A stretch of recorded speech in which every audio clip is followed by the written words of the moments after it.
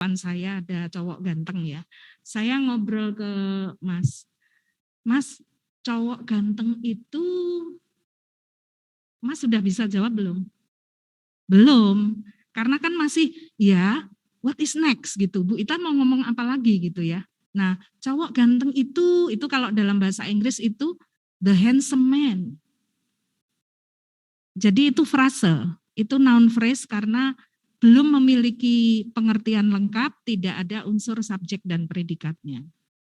Tapi kalau saya balik, the man is handsome, atau kalau saya bahasa Indonesia kan, Mas, cowok itu ganteng ya. Yes, yesnya nggak usah kepaksa Mas. Bisa gantengan aku Bu gitu. Cowok itu ganteng ya. Nah itu sudah berupa kalimat gitu. Ini contoh yang simpel yang semoga bisa membuka aura Anda. Kalau di soal-soal profesional seperti TOEFL itu udah kata-katanya nanti sudah berbeda, sudah advance gitu ya. Tapi dengan pengetahuan grammar itu insya Allah ini banyak manfaatnya. Karena di TOEFL itu tingkat kesulitannya adalah sebetulnya we only have limited time. Kita itu punya waktu yang sangat terbatas. Misalnya section 2 itu jumlah soalnya ada 40, harus selesai dalam waktu 25 menit. Jadi kalau kita harus mikir ini artinya apa, enggak cukup. So you are not supposed to translate the test item. Anda tidak disarankan untuk menerjemahkannya karena waktunya enggak cukup. Jadi cuma fill the grammar gitu. Oh ini subjeknya ini sampai ini. Terus suruh nyari predikatnya. Ada keterangan waktu enggak misalnya. Keterangan waktunya 1 menit yang lalu. Nah itu Anda sudah tergiring ke grammar yang selama ini kita bahas dan semester 1 bahas ya.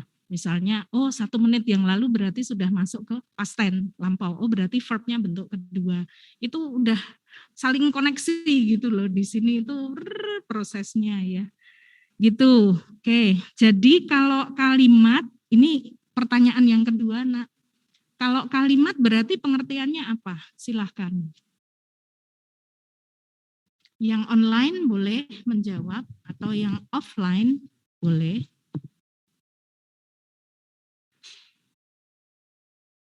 Sudah loh ini minggu lalu.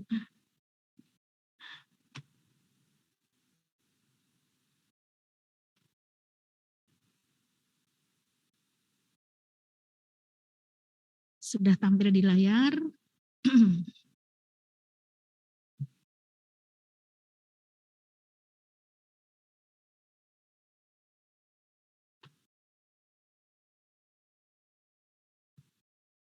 Jadi kalau sentence itu ya sama-sama serangkaian kata. Artinya serangkaian itu 2 kata aja sudah cukup ya. Misalnya man atau the man itu sudah noun phrase itu. Terus kalau sentence itu dia serangkaian kata dan memiliki unsur subjek dan predikat. Dan memiliki arti lengkap. Tadi contohnya perbedaannya. Cowok ganteng itu Anda masih belum ngeh ini. Oh, berarti ini belum tidak ada subjek dan predikatnya. Berarti this is not a sentence. Tapi begitu saya balik, cowok itu ganteng ya. Nah, itu Anda sudah bisa menjawab, oh iya Bu, enggak juga, oh biasa Bu. Nah itu berarti that is a sentence, karena feel-nya dirasa itu sudah memiliki arti yang lengkap. Ya, subjeknya adalah the man, predikatnya adalah is, komplement atau pelengkapnya adalah handsome. Tapi kalau the handsome man itu adalah noun phrase, benda inti yang kita bicarakan atau prinsipal noun-nya adalah man, kemudian the handsome itu apa kemarin? Pre-modifier, kata-kata yang menjelaskan kata benda letaknya ada di depan kata benda tersebut. Oke, pertanyaan selanjutnya, berarti nomor 2 kembali ngandang ya. Pertanyaan ketiga, predikat itu bisa berupa apa saja Nak? Ini enggak ada di sini, tapi kemarin saya berikan tambahan. Predikat itu bisa berupa apa saja? Kata kerja, oke, jelas. Tapi kata kerja yang seperti apa ya? Yang spesifik maksudnya? Oke. Yang di online tadi sudah ada yang raise hand? Sadam. Ini saya tak nyatet yang Mas yang hadir di sini dulu, karena sudah mencoba menjawab ya. Nama? Muhammad Alba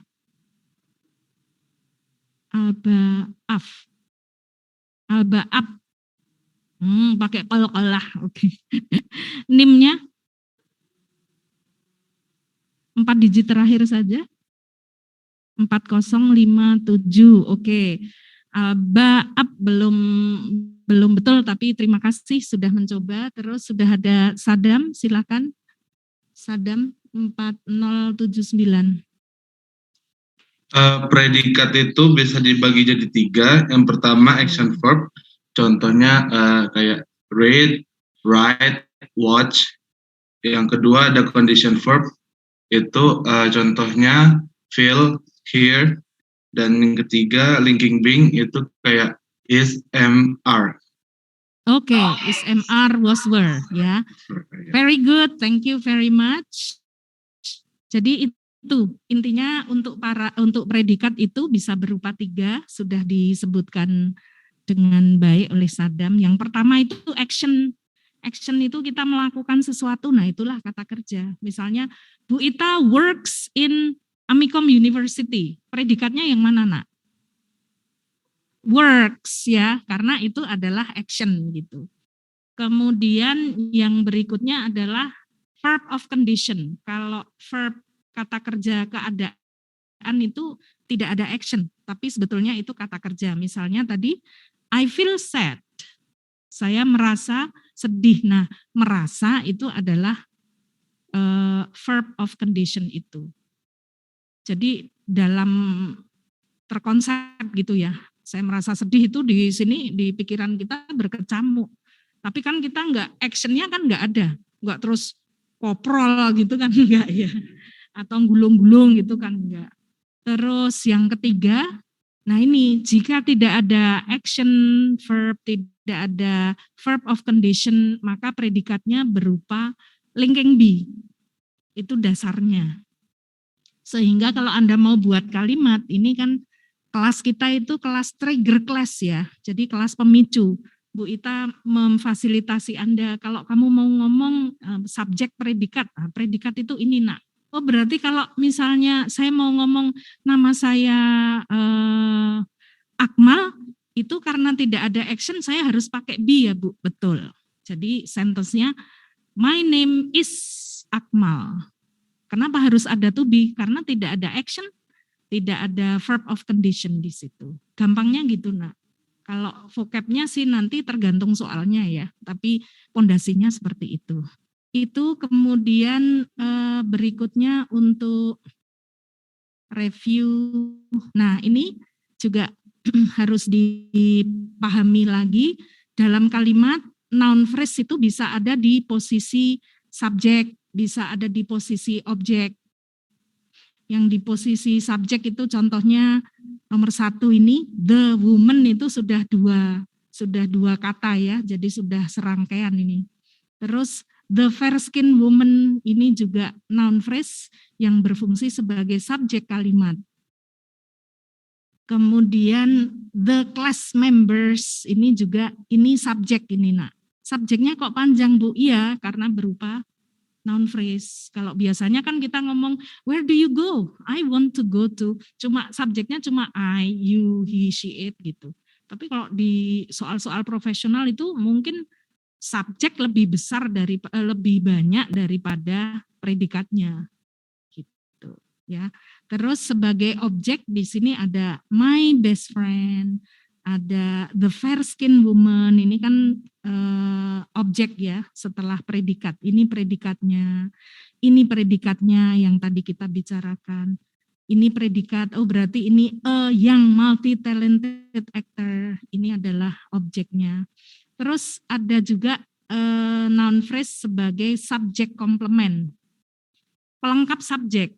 Berarti subjeknya ada, Tapi dengan subjek saja tidak cukup jelas bagi lawan bicara kita untuk memahami benda yang kita maksud. Contohnya ini, Prof. Smith. Nah, kebetulan misalnya di kampus kita ada 2 atau 3 orang, 3-tiganya profesor, namanya juga Smith semua. Nah, itu subjeknya.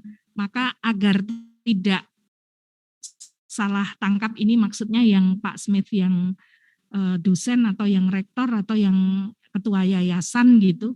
Nah, Anda lengkapi ini Prof. Smith, the new rector. Nah, ini adalah subjek komplement.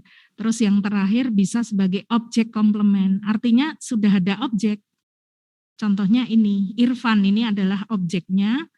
Tapi kalau misalnya dalam satu kelas kadang ada 2 orang Irfan gitu ya. Maka their leader ini adalah pelengkap objek. Oke, lalu nah ini kalau mau versi lengkap ya, kemarin juga sudah kita bahas. Nah, ini tambahan untuk determiner. Determiner itu kemarin kan bisa salah satunya adalah kepemilikan. Ada my, ada apa lagi nak? Selain my ada My Book misalnya, lagu terbaru Madonna ya. My Book lagi. Oh itu mabuk ya. Ada my, ada your book, your house, his girlfriend, our class, and so on. Ini yang kepemilikan. Nah ini saya tambahkan untuk determiner kepemilikan itu Anda bisa menggunakan apostrof S. Jadi apostrof S itu tergantung kalimatnya juga ya, tergantung konteksnya. Let me.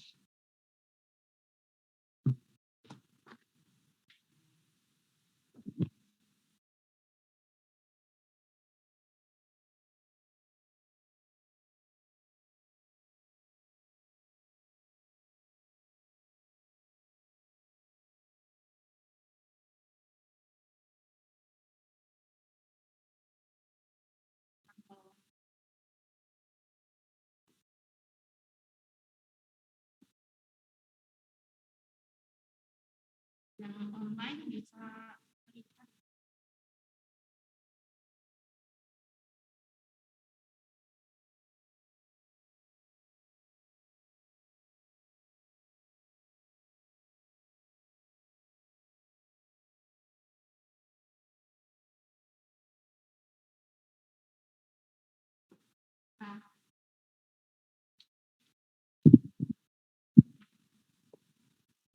Yang mahasiswa online bisa melihat tulisan saya.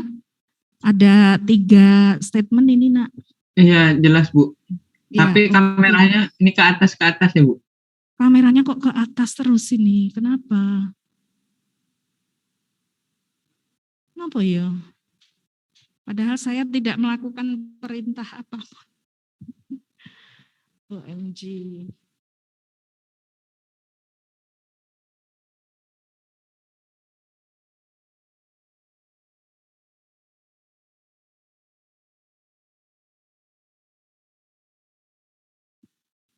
Ini kameranya di luar konteks.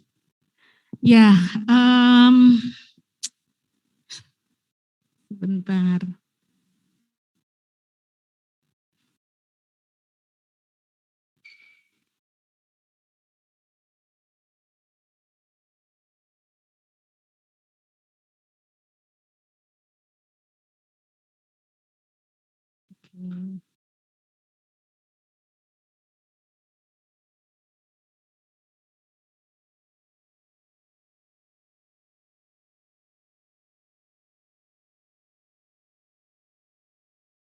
Kameranya tidak mendetek, harusnya biru, tapi ini tetap hijau.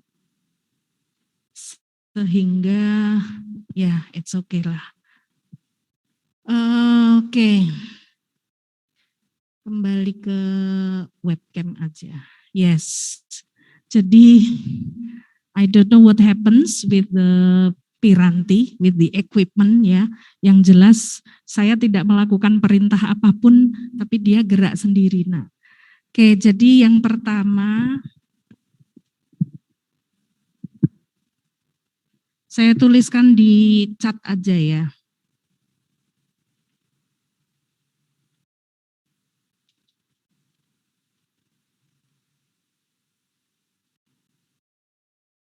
Silahkan Anda analisa. Apostrof S di situ bermakna apa saja. Nah,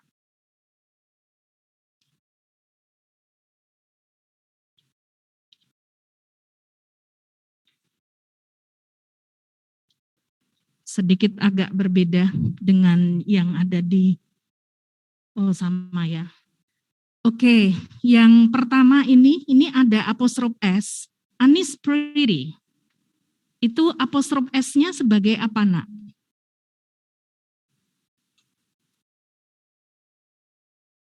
Kalau ini dia tidak sebagai kepemilikan ya, tapi sebagai, bukan. Thank you, anyway, Alba. Yang pertama ini dia sebagai linking D, sebagai predikat. Jadi Annie is pretty, kan bisa saya singkat. She is itu kan bisa saya singkat she's, ya kan? She's very pretty. She's my friend. Who is she? Oh, she's my girlfriend, ma'am. Gitu kan bisa, ya. Jadi apostrof S di sini sebagai to be, singkatan dari is, dan ini bentuknya yang pertama ini adalah sentence. Karena kalau diterjemahkan, Annie itu cantik ya. Annie is pretty. Do you think so? Oh yes, ma'am. Terus yang kedua, nah ini bukan kalimat. Dia adalah noun phrase karena apostrof S di situ adalah kepemilikan yang menunjukkan bahwa bukunya Annie. Ya kan? Kalau Annie is book kan berarti Annie adalah sebuah buku, tapi kan bukan. Annie's book berarti bukunya Annie. Jadi itu noun phrase. Kalau di yang ketiga apostrof S di situ itu apostrof S-nya singkatan dari has. Dalam tenses present perfect ini. Kalau di semester 1 dulu pernah belajar tenses present perfect. Annie's gone itu berarti has gone. Has-nya sebagai kata kerja bantu. Ada kan lagu, good. Alba ini ternyata rocker ya. She's gone out of my life. Itu she has gone, dia sudah pergi. Jadi has-nya diterjemahkan sudah, gone-nya pergi gitu. Sampai di sini bisa memahami perbedaan apostrof S yang ada di situ, Nak? Bisa, ma'am. Ya, oke, good. Nah, tadi kita berada di sini. Nah, ini untuk menyatakan kepemilikan apostrof S di sini. Contohnya adalah John's computer. Kalau bahasa Indonesia dibalik ya, komputernya John. Jadi bendanya dulu. Tapi kalau dalam bahasa Inggris pemiliknya dulu. John's computer. Nah, coba saya buka lagi untuk poin keaktifan. Tugas Anda adalah mencari mana principal noun dan mana pre-modifier-nya. Terus kalau Anda harus meletakkan to be setelah subjek ini, to be apa yang Anda letakkan? Kita pakai to be present aja, antara is atau am atau are. Ya, saya kasih satu contoh. Yang pertama, John's computer, terjemahannya komputernya John, berarti principal noun-nya yang sudah saya cetak tebal ini. Dan karena di depannya ada John's, ini fungsinya sebagai pre-modifier berupa determiner. Atau pre-modifier gitu aja sudah cukup. Terus kalau harus meletakkan to be, karena komputernya satu, berarti to be-nya is. Begitu, Nak, untuk cara menjawabnya. Saya buka untuk nomor 4. Ini silahkan, siapa mau coba menganalisis mana PN, principal noun, mana pre-modifier, terus to be-nya apa. Silahkan.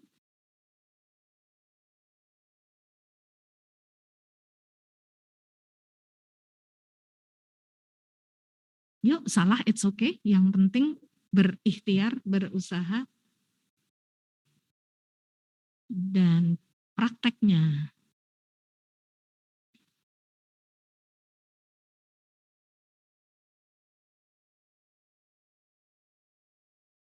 Ayo nak, kesulitannya di mana?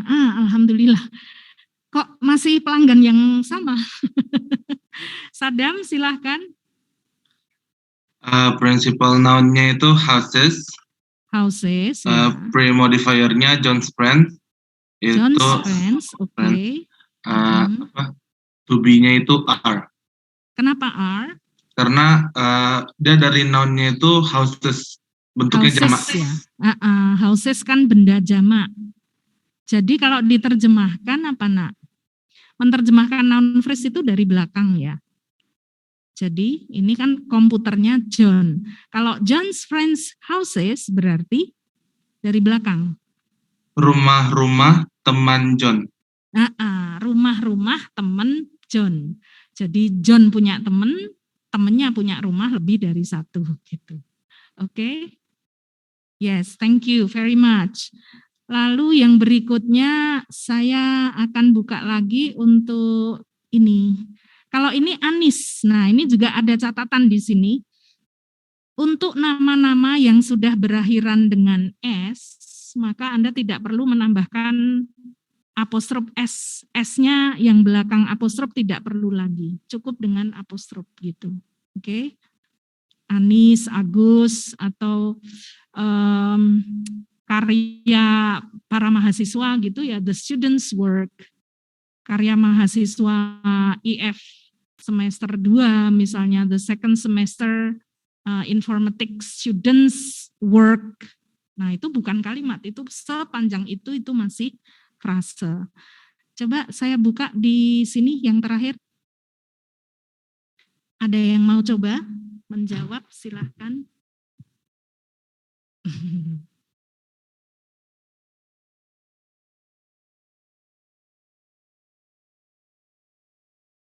Yuk, salah, it's okay nak.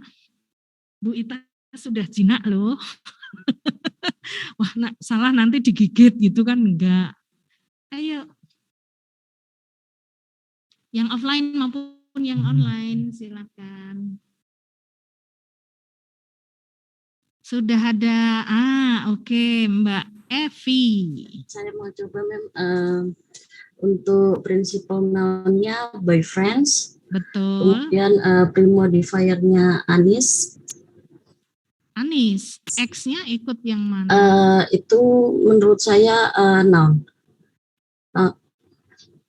Noun tapi kan bukan principal noun, Mbak. Kalau principal noun itu kan cuma satu ya, satu kata gitu. Jadi berarti Anis X. Anis X itu adalah pre-modifier.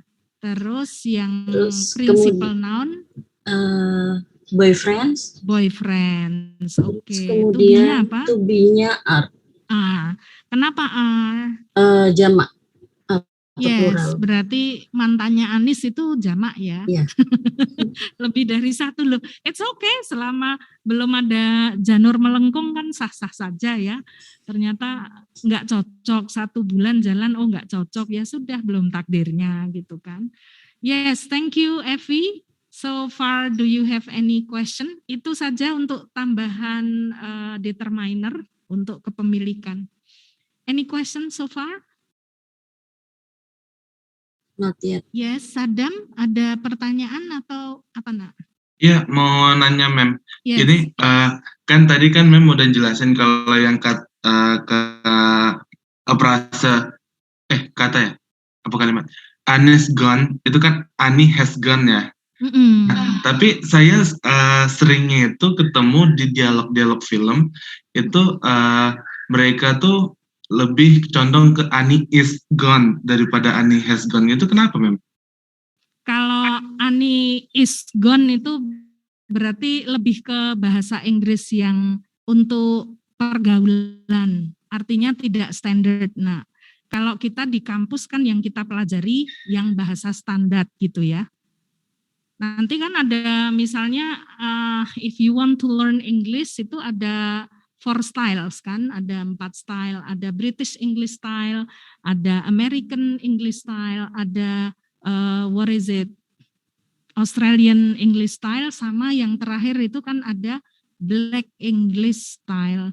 Nah, kalau Black English itu dulunya kan dari budak-budak yang bermigrasi di Amerika, jadi secara pendidikan mereka kurang, sehingga ngomong itu ya tidak pakai aturan berbahasa yang baik gitu. Gitu untuk Sadam. Oke, ma'am. Thank you, ma'am. Ya, you're welcome. Ada lagi pertanyaan? Tidak, kalau sudah cukup berarti now we come to our material today. Post modifier ya. Coba post modifier itu apa, Nak? Kalau tadi kan pre modifier. Yes, Alba. Terus postnya itu ada di belakang kata benda inti. Thank you. Alba sudah menjawab bahwa modifier itu adalah kata yang menjelaskan kata benda inti. Terus post itu kan artinya di belakang ya, ada pre-test, ada post-test. Nah kalau post modifier berarti kata-kata tersebut nanti letaknya setelah kata benda inti. Oke. Nah ini kalau di pre-modifier kemarin ada 10 ya, ada 10 kolom. Tapi tidak semuanya dipakai. Biasanya kalau untuk bahasa sehari-hari paling 2 atau 3 saja sudah cukup ya.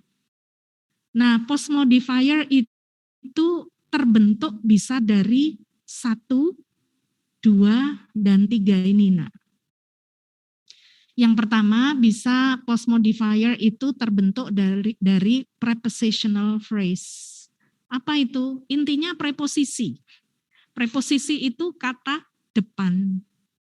Ya. Kata depan itu contohnya apa, Bu? Ya ada in, ada inside, ada on, ada over, ada above, ya. Ada di bawah itu apa? Under, ya kan? Ada beneath, beneath itu juga di bawah. Ada next to, ada banyak sekali. Itu cuma beberapa contoh saja. Itu preposisi. Terus yang kedua, post modifier itu bisa terbentuk dari participle. Nah, ini participle muncul lagi. Kalau kemarin di mana? Di pre-modifier kan ada ya. Kita lihat lagi di pre-modifier ini juga ada participle. Kolom 8. Apa itu participle? Kalau present participle berarti bentukannya dari verb ing. Bentuknya, ciri fisiknya gitu. Tapi kalau past participle cirinya adalah verb 3. Tapi dia tidak sebagai verb, melainkan dia sebagai modifier, kata yang menjelaskan kata benda utama. Misalnya di sini berarti saya ambil dari kolom 1, 8, the handmade cupboard. Oh berarti lemari buatan tangan, handmade. Made kan bentuk ketiga ya. Nah kalau di sini nanti berarti letaknya ada di belakang kata benda. Itu bisa berupa past participle atau present participle. Nah yang ketiga, post modifier itu bentuknya bisa dari adjektif. Adjektif itu kata sifat. Kata sifat. Nah, coba Anda analisa dari 7 nomor ini, manakah post modifier yang berupa preposisi?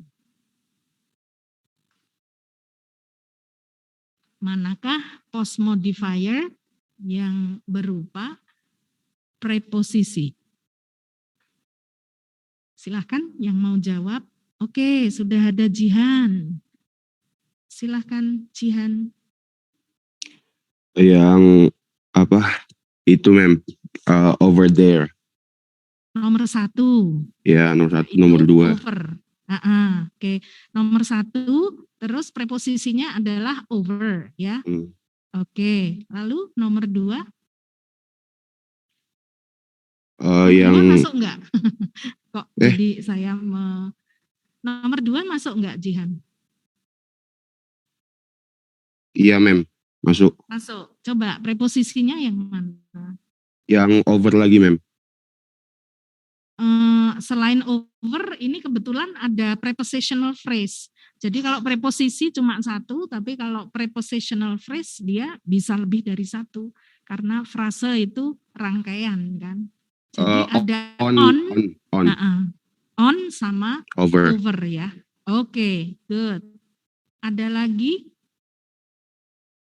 post modifier dari preposisi? Preposisi itu kata depan. Tadi cuma beberapa contoh, tapi sebetulnya lebih dari yang saya contohkan tadi. Terus kalau sudah tidak ada versi Jihan, ini cuma nomor 1 dan 2. Sebetulnya ada 4 dari ke-7 nomor itu. Ada yang mau coba lagi? Manakah yang post modifiernya sudah ada Ditar? Silahkan Ditar. Dari preposisi. Nomor 4, Mem. In my room, Mem. Nomor 5 apa, Nak? 4, Mem. Oh, 4.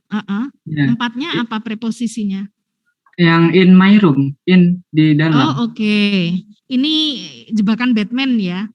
Karena preposisi di sini yang dimaksud adalah ada langsung setelah benda utama. Nah, benda utama yang kita bicarakan ini adalah lady kan. Nah, setelah lady nomor 4 itu kan sudah ada present participle. Jadi ini enggak masuk. Yang kita gunakan adalah ini post modifier yang terbentuk dari present participle, yaitu typing gitu. So, bukan nomor 4. Sorry, Mem. It's okay. Nomor berapa lagi, Nak? Menurut kamu? Atau kalau sudah, menurut saya sudah gitu ya, it's okay. Lambaikan bendera putih, Nak. Nyerah. Kasih yang lain. Oke. Yuk, yang lain. Masih belum ketemu nih. Mas siapa, Akmal ya? 1, oke. Very good. Akmal yang ada di kelas ini ya, hadir di sini. Nomor 6, betul. Preposisinya mana? With. Yes, correct. Lalu masih ada satu lagi, yaitu nomor 3. 3, there. There itu kan preposisi ya, menunjukkan tempat juga kan, gitu. Nah, ini misalnya untuk nomor 1 ini berarti principal noun-nya yang mana, Nak? Ada yang mau jawab? Principal noun itu benda inti yang kita bahas itu apa? The handsome man. Saya nggak bahas the-nya, saya tidak membahas handsome-nya, tapi yang saya bahas man. Kenapa ditambah the handsome? Karena itu nanti yang menunjukkan bahwa yang dimaksud Bu Ita adalah cowok yang ganteng itu, gitu loh. Jadi keterangan spesifik, tapi benda inti adalah man-nya itu. Kalau nomor 1 berarti benda intinya yang kita bicarakan, very good. Thank you Alba. Lady toh. Kita bahas apa? Kita bahas lady-nya, wanita. Tapi karena di sini banyak wanita misalnya, nah saya mengacu ke spesifik wanita di sebelah sana itu, gitu. Dan ini adalah noun phrase saja. Terus the-nya berarti fungsinya sebagai apa, Nak? Kalau sebelum benda inti disebut apa? Pre-modifier, oke. Setelah benda inti disebut post-modifier, thank you.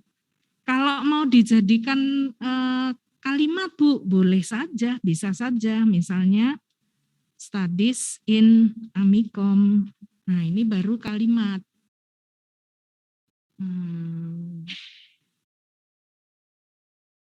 Ini kalimat ini subjeknya yang mana? The lady over there, toh? Ya kan?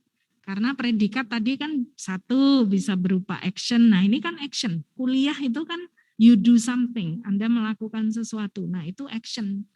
Jadi subjeknya kok panjang. Anda juga harus bisa menjelaskan. Karena subjeknya berupa noun phrase. Kalau biasanya kan subjek itu cuma where is Amir? Oh, he's in the bathroom. Cuma he, cuma I, cuma my father gitu kan. Nah, sekarang ditambah pemahamannya bahwa subjek itu bisa panjang, objek itu bisa panjang karena terbentuk dari noun phrase. Gitu, Nak. Makin jelas atau ada pertanyaan dulu? Jelas ya. Oke. Sekarang lanjut lagi. Manakah dari yang berikut ini post modifier yang terbentuk dari participle? Bisa present participle, bisa past participle. Silahkan.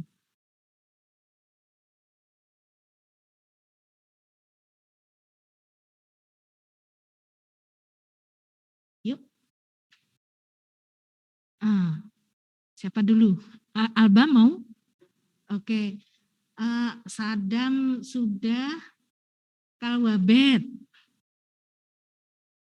Ini agar semuanya bisa kebagian maksud saya ya. Jadi Sadam kalau tidak ada boleh saya tunjuk, tapi sudah ada Kalwabet. Silakan Kalwabet.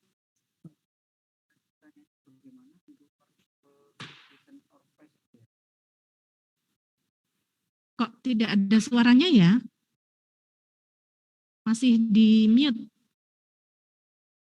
Oh, oke. Maaf, Bu. Ini pertanyaannya untuk yang participle present or past ini, Bu. Oke. Menurut saya karena present mungkin yang nomor 5 itu, Bu. Present participle itu dari verb ing ya.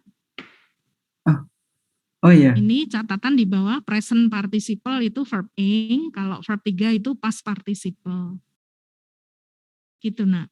Yuk, diulang. Berarti untuk nomor 5 ini past participle ya, Bu? Yes, good. Kata? Interviewed.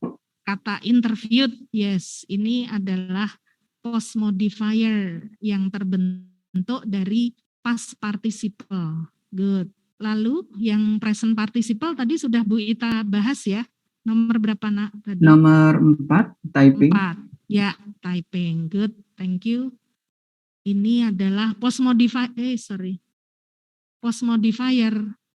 Kenapa? Karena letaknya ada setelah principal noun, lady. Jadi kalau kita bahasa Indonesia kan itu wanita yang mengetik di ruangan saya itu, nah kan belum selesai, Anda masih nunggu. Kalau mau Anda kembangkan dalam kalimat bisa saja. Misalnya, the lady typing in my room works, misalnya, works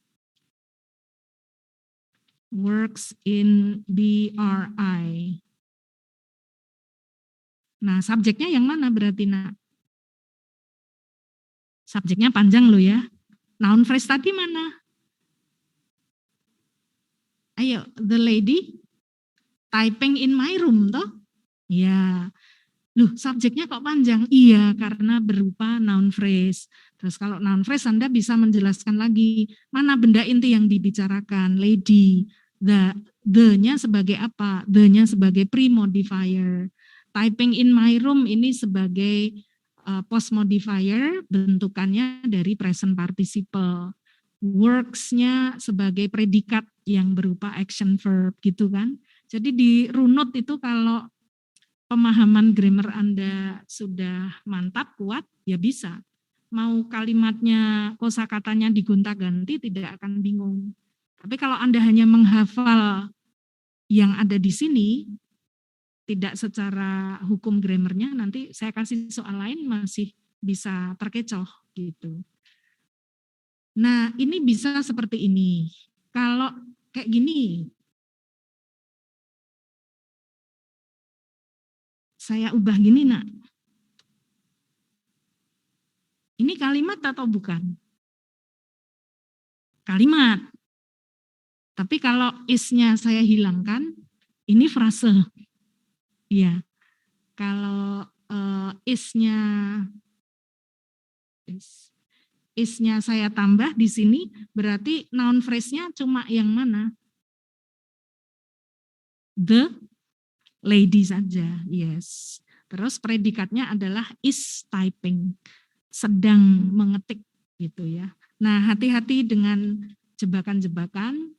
Oke, kemudian sudah berarti ya untuk participle. Yang terakhir post modifier yang terbentuk dari adjektif itu di kalimat nomor berapa?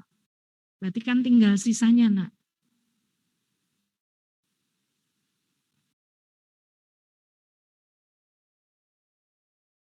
Yes, yang mana? Yang belum dibahas kan tinggal satu. What number? Number 7, yes. Bisa dijelaskan, Mas? Yang mana yang merupakan adjektif? Responsible, very good. Nama, nim, Daru, pakai N. N ya, Daru, oke. 4089, yes. Thank you, Daru. Jadi nomor 7 ini noun phrase-nya adalah dari mana sampai mana? Dari the man atau dari the sampai mana?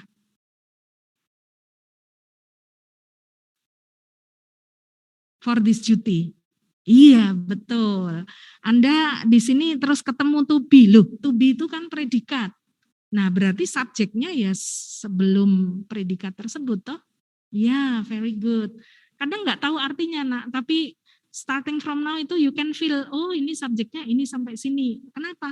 Nah, ini kan ada to be. To be itu kan bisa jadi predikat gitu kan. Ya, oke, good. Jadi terjemahannya nomor 7 itu laki-laki yang bertanggung jawab untuk tugas ini adalah Pak Frank. Ini misalnya Anda melayani klien yang mau komplain gitu ya.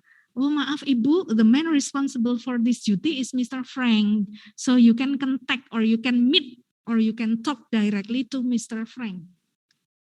Maaf Ibu, orang yang bertanggung jawab untuk tugas ini adalah Pak Frank.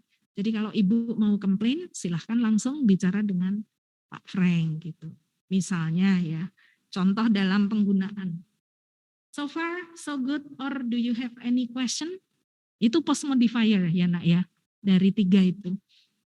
Nah kalau tidak ada, ini saya tambahkan untuk post modifier. Ini ada of. Of itu juga sebagai preposisi. Kemudian ini untuk menunjukkan kepemilikan. Preposisi, ya kan? Tadi bisa terbentuk dari preposisi. Nah, jika preposisinya adalah of, ini digunakan untuk kepemilikan. Nah, kalau ada soal seperti ini, the legs of the table, ini Anda diminta cari principal noun-nya adalah benda yang ada sebelum of. Jangan salah, Nak. Jangan setelah of ya, tapi sebelum of. Jadi ini principal noun-nya adalah legs. Kalau Anda harus ngasih to be apa berarti ini? The legs of the table, to be-nya apa, Nak? Lah, kakinya ada berapa di situ? Dilihat. Enggak harus for loh, kaki meja itu bisa 2, saya pernah lihat, bisa 3. Tapi dari sini loh, ada S enggak di sini? Ada, berarti kalau S di belakang kata benda kan artinya jamak toh. Sehingga to be-nya apa Nak? Are. Yes, very good, thank you. Nah kadang mahasiswa itu terjebaknya pada benda terakhir. Jadi the legs of the table, oh table siji berarti is, salah. Nanti mungkin ada jebakan yang lain, for example, one of my friends, Anda harus ngasih to be-nya apa nak? To be-nya apa ini? Yes, ke Daru lagi, is, kenapa is Daru? Karena principal noun-nya one-nya itu. Tapi ini kalau di soal gitu ini sudah cukup menjebak. Oh friends itu kan banyak. Oh berarti are. Dan Anda pede banget gitu loh. Oh mesti betul ya friends kok. Padahal di situ saya bilang tadi secara teori kalau ada of berarti principal noun atau benda inti yang kita bicarakan itu sebelum of. One of my friends. Artinya saya punya teman banyak, tapi yang akan saya ceritakan salah satu dari teman-teman saya itu, gitu. One of my friends got a scholarship to study in Netherlands, for example. Salah satu dari teman saya, artinya nggak semua ke Netherlands, gitu ya. Oke, berarti sudah lolos ini untuk kasus of ini ya. Sudah, terus yang terakhir. Nah ini ada exercise 2 dan exercise 3. Ini nanti bisa buat sarana Anda belajar di rumah. Minggu depan mungkin kita akan bahas beberapa sebelum kita ke materi yang selanjutnya gitu. Ini saya contohkan dulu. Nomor 1 ya. Perintahnya adalah identifikasi atau kenali. Manakah principal noun-nya dan manakah verb-nya. Berarti subjek dan predikat, tapi subjeknya kalau itu berupa frase, saya cuma minta benda inti yang dibicarakan yang mana. Ada yang mau coba nomor 1? Yang online maupun offline? Baik, kita bahas ya. Untuk nomor 1, ini kan ada of nih. Ya kan? Nah, berarti benda intinya adalah apa, Nak? The gleaming glass doors. Loh, benda inti itu kan cuma satu kata. Kalau Anda menyebutkan the gleaming glass door, itu sudah beberapa kata. Dan gleaming itu bukan benda, gleaming itu dia kata sifat gitu. Kalau principal noun kan berarti benda inti, bukan sifat. Sifatnya nggak masuk. Jadi apa? Ini tadi, ini kan one of, oh berarti one. The legs of the table, oh berarti leg-nya. Iya kan? Nah kalau ini berarti cuma doors-nya saja. Doors ya, principal noun. Lalu verb-nya yang mana? Ingat verb itu predikat. Predikat tadi bisa berupa 3. Bisa action, bisa verb of condition, bisa to be. Nah ini Anda cari yang mana? Kira-kira nak. Ini adalah principal noun, merah. Lalu untuk verb-nya ya open ini. Ini adalah verb-nya. Nah ini ya. Nah intinya cuma itu. Pintu-pintu sudah terbuka. Tapi kalau saya ngomong itu kan Anda nggak paham. Nah pintu-pintunya sudah terbuka loh. Pintu apa Bu? Terbuka untuk apa? Sehingga saya berikan pre-modifier, post-modifier ini. The gleaming glass door of the new department store. Ini adalah pintu-pintu kaca yang gemerlap dari departemen store yang baru tersebut akhirnya terbuka untuk umum. Jadi sudah tokonya sudah buka lah intinya gitu. Bisa dipahami, Nak? Terus satu contoh aja ya. Lalu yang exercise 3 ini saya minta Anda untuk menganalisa apakah statement atau ungkapan berikut ini masuk noun phrase ataukah dia kalimat. Coba nomor 1, siapa mau coba? Ini noun phrase atau kalimat. Jadi Anda harus bisa membedakan. Setelah secara teori, kita bahas post modifier and pre-modifier.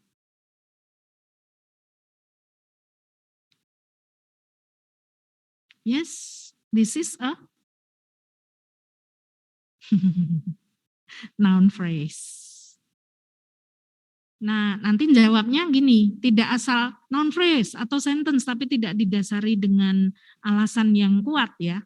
Jadi alasannya atau pembuktiannya, kalau dia berupa noun phrase, berarti Anda harus bisa menunjukkan principal noun-nya. Kalau ada pre-modifier, ya pre-modifier and post-modifier-nya mana. Tapi kalau itu kalimat, pembuktiannya adalah Anda harus bisa menunjukkan mana subjeknya dan mana predikatnya itu. Oke, nah ini noun phrase yang pertama. Principal noun-nya mana nak? Task. Ini principal noun-nya. Intinya kita membicarakan tugas.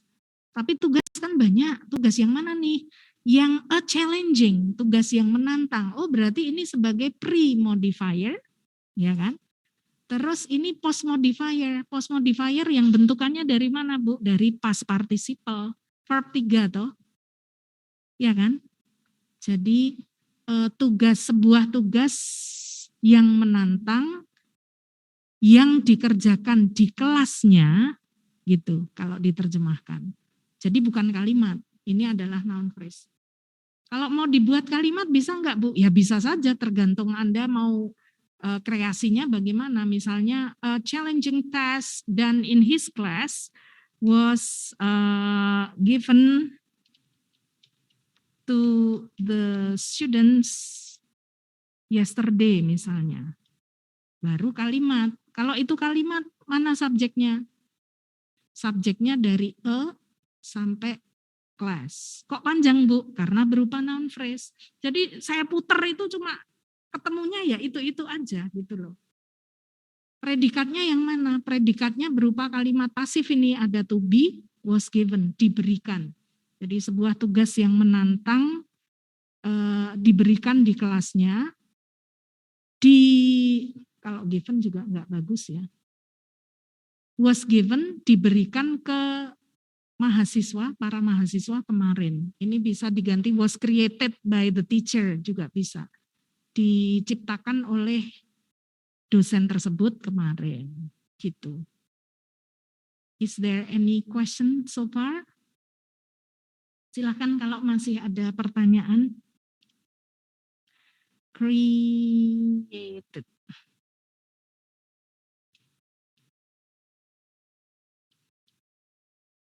Mr. Smith to the students yesterday, misalnya gitu. Any question so far, guys?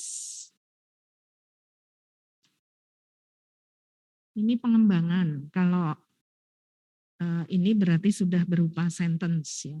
Subjeknya mana, predikatnya mana. Nah itu untuk bahan belajar Anda di rumah. Oke? So because time is almost up or is up actually, I have to stop the lesson up to now. And please repeat again what we are discussing today at home and try to do exercise 2 and 3 for next week's activity. Yeah. Thank you very much for coming into my class, online student and offline student. Assalamualaikum warahmatullahi wabarakatuh. Waalaikumsalam warahmatullahi